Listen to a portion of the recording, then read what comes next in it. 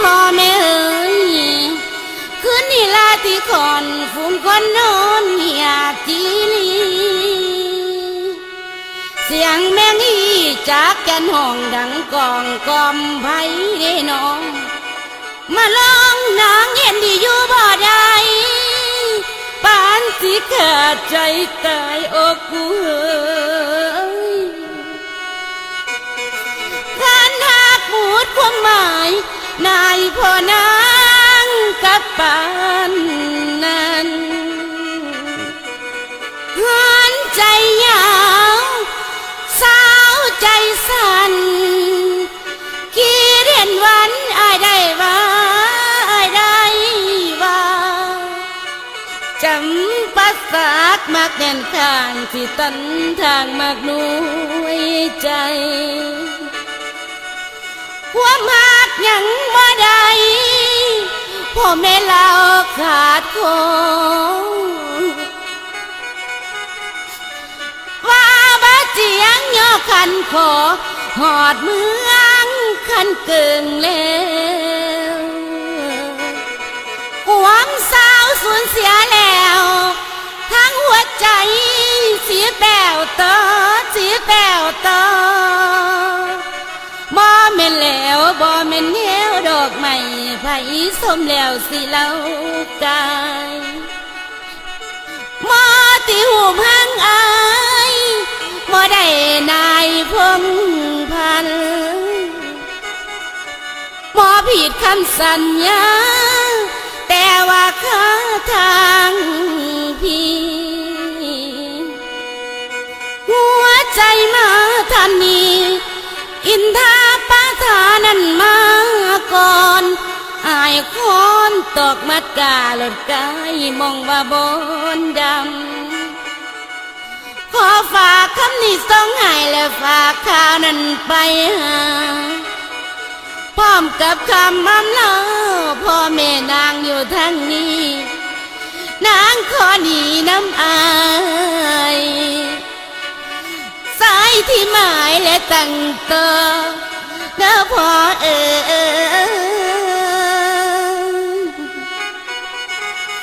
พ่อนางเอ๋ยไปกินน้ำบ่อนาแสนสิคุณก็แม่นเกินคืนอยู่ไปก็บ่ได้มันเครื่องขาบมาผัวใจอกกู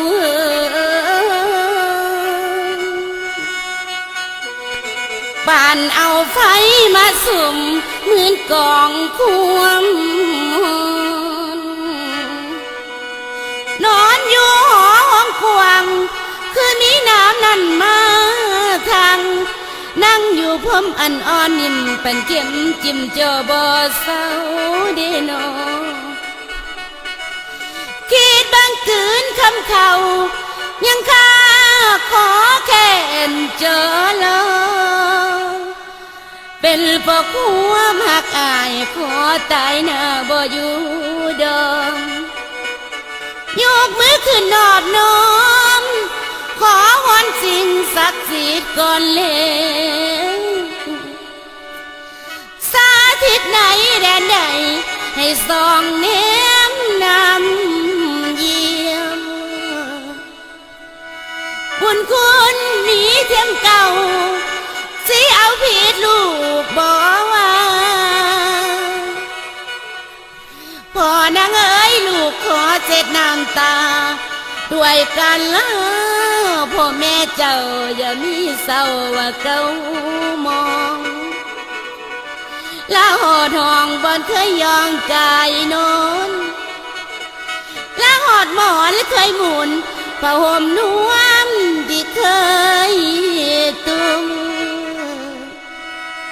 ลาทางสุมแซวเสือ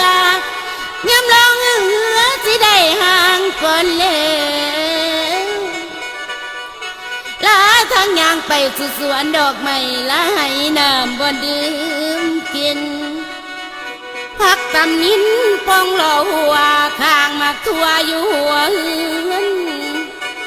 เตือนแต่ความทรงจำบ่อนที่เคยอาศัยสนคนก็นอนหุดแล้วบ บ่บนแซวคือหัวคำผ่านห่วยเพกแห่งจิตน้ำหอดคันแยงแห่งจิตพ่อคำเบาพ่อแม่นั้นไปบ่หยุดบ่ยังตามฟังแคมของน้ำเป็นฟองความไหลลองลงทางไตจากมือใดสิไปพ่อจำปาสากบ้านอาอยู่บ้านอาอยู่ดนเลือนานยังบ่หูไปน้ำสู่ผู้ที่หมายมาลองได้ลวงย้ายยามมืดคำดำเขียวบาดหาเลี้ยวหลังคืนจังแม่นฝืนหัวใจน้องหมาเก้าวันถึงห้องเมืองคันเกิมอีกจากวางฟังบ่เจียงเพิ่นก้าวอ้างแถลงดัน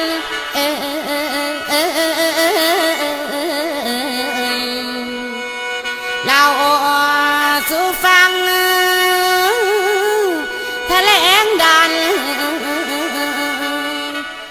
เราสู่ฟังโอ้ยเด้